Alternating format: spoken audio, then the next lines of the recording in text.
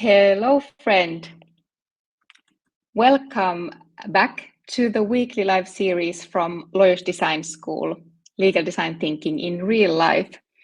My name is Hannele, and I'm the founder and CEO of Lawyers Design School, and I'm on a mission to transform the legal space with the help of human-centered design, better known as legal design.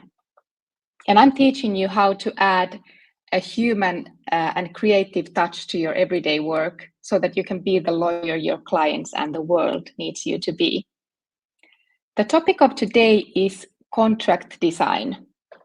I will define contract design for you so that you understand what it is, what it can look like in your everyday work, and hopefully I will get you inspired to get started in exploring it in your own work.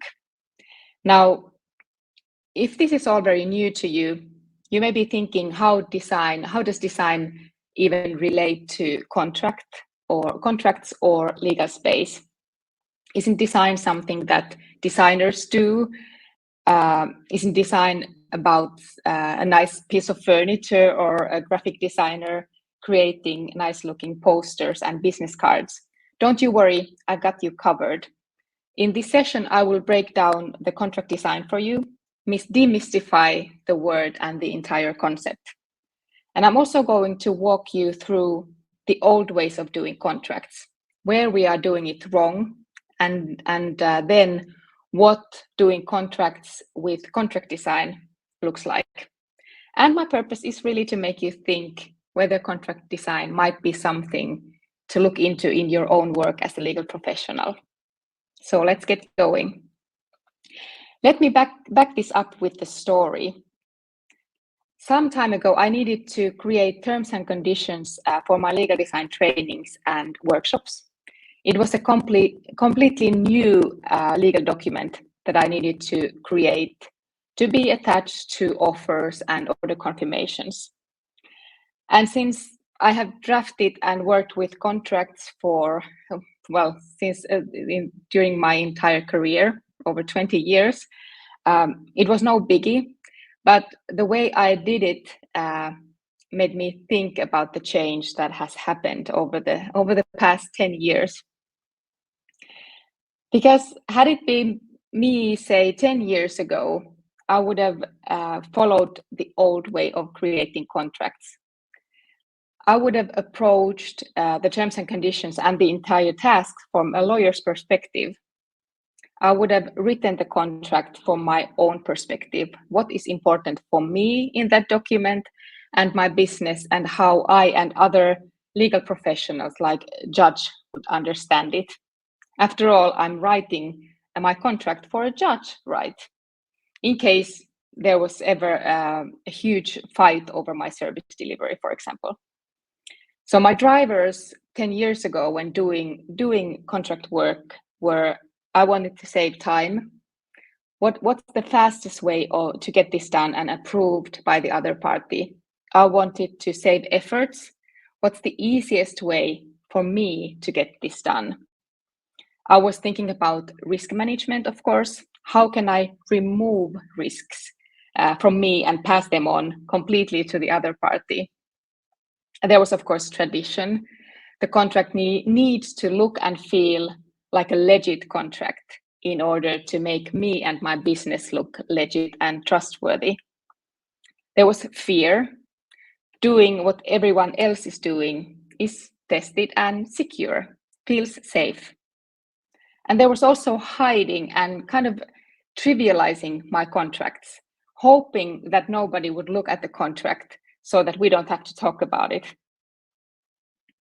What about the process to create the contract using the old way?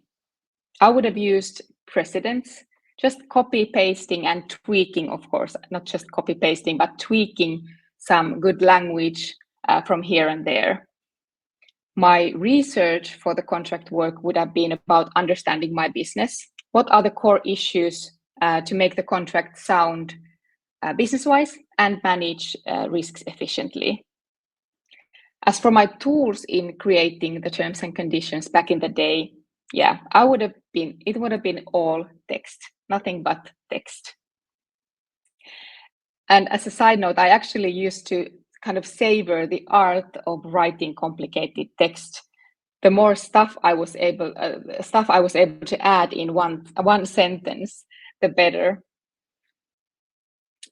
But it's not that I wasn't thinking about the users or my colleagues or customers. That was just my way of having fun. Weird.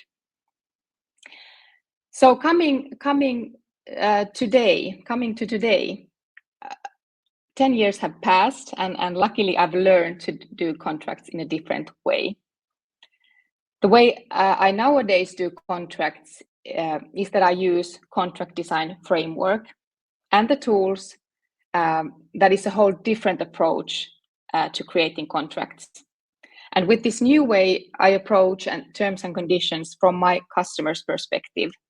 What is most important for them, and how can I help my customers to understand the most important points in the contract?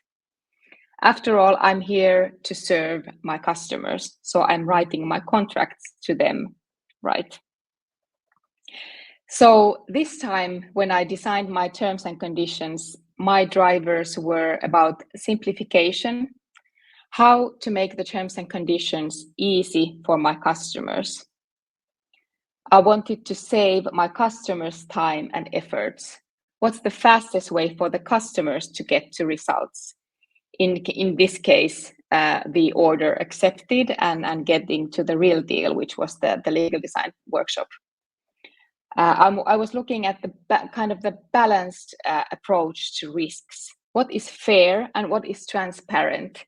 How to balance risks between my company and the customer, not just passing all the risks to the other side. I thought about distinction. We want to stand out from the crowd with the designed contract. And I was thinking about engagement and motivation. How to make my terms and conditions a sales tool that refines my offering and entices the client to look at it even after the signing. And the process with the new way of doing contracts evolves around design process, starting with the user and their concerns about the contract. What are the most important topics for them? First, understanding the problem and then designing different solutions to address these problems. And surely the research still included a lot of considerations around the business terms, but the new way of doing contracts with contract design adds a new layer to this research, and it's about customers. It's all about them and it's all for them. So the way we do contracts also need to reflect that. And then talking about the tools, I designed the new terms and conditions using many different contract design tools. I played around with the structure to make it work for the customer, like putting the most important clauses in the beginning and leaving the boilerplates at the end. I simplified the language, especially in the parts that are most important for the customer to understand. I chose a conversational style that matches my brand. So instead of referring to faceless contracting parties, I used nouns like we and you to make it feel personal and also motivate action where needed. And I made these terms and conditions super transparent by addressing the most often negotiated terms right from the get-go. What's your refund policy? Here's how you can cancel. And I know that it's not the most fun part to start with, but for the customer, it makes total sense since that's the information they are looking for. And finally, in the terms and conditions, I used plenty of visual elements to elevate the experience. White space, grids to help design a better layout, adding contrast with different font sizing, and used icons to help the customer to navigate the content. Quite a different approach, wouldn't you say? And it's all doable for you too. So in summary, what are the problems with the old ways of doing contracts? Where do we go wrong? First, contracts lack clear architecture and structure. It's like a house was missing a blueprint and a floor plan. If that clarity is missing, how do you know where to build your doors or where you can find the emergency exit? Because many times contracts are just a pile of papers of main document, appendices, and attachments. No one knows where to find the information or what is the order of priority between these different documents. There is no architecture, or deliberate architecture at least. And contract structure is mostly made for lawyers. Most important topics are for the customers are hidden somewhere deep in the document. Or you may have sprinkled the clauses around the contract even when they govern the same issue. For example, if you wanted to talk about the liability, in how many different clauses are you able to find that information? Well, second problem is an obvious one. Contract language is full of legal jargon. Herewith, there too, notwithstanding the foregoing. I mean, who would ever use that language anywhere else? So why would you use that in your contracts? Thirdly, contracts are and continue to be long walls of text and more text. They are boring and it's impossible to skim through them quickly to get the relevant information. They do not include any visual aids for the reader. And is that really how you want your customers to see you?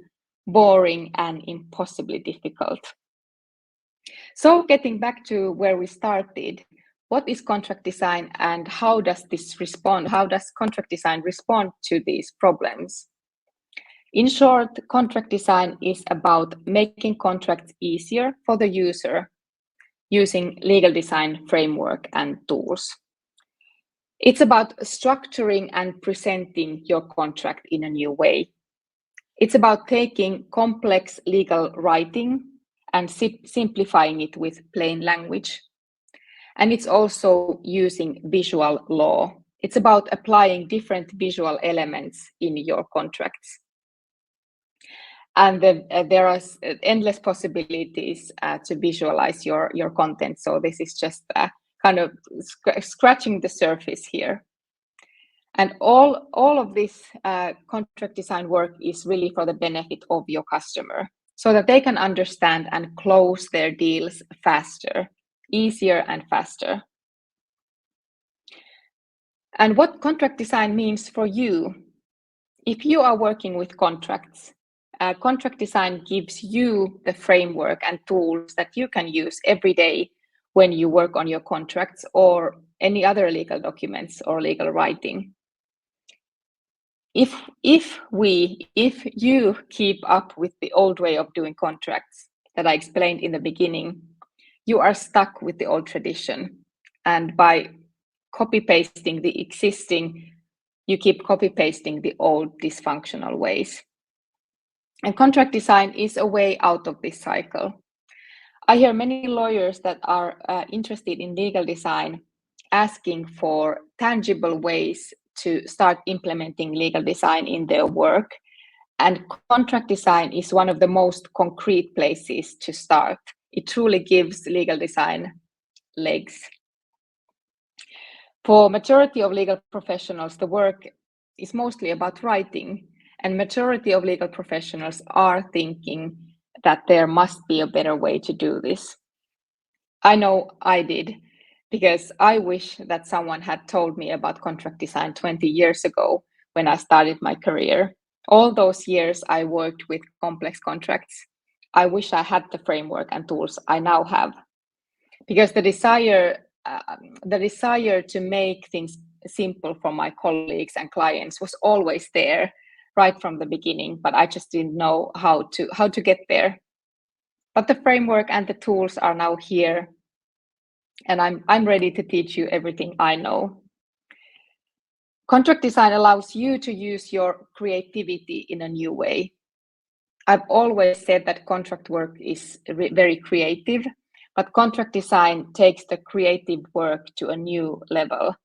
When you'll be adding visual law to your toolbox or start playing with plain language, It opens up so many new possibilities for you. You can be the go-to lawyer when your clients want someone to make sense of the complex law. Even if you thought you are not creative, because that is simply not true. You are a creative creature, and it's about time you let that shine through your legal work as well. So there you have it, a lawyer's guide to contract design, showing you how contracts can be done differently. Now it's your turn. What did you learn today? And are you ready to start exploring contract design with your contracts? Be sure to follow next episodes where I will be sharing more insight on legal design thinking in real life. Thank you for joining today. And I'm always happy to hear from you. So feel free to send me DM or email me at any time, and I will get back to you. Bye now.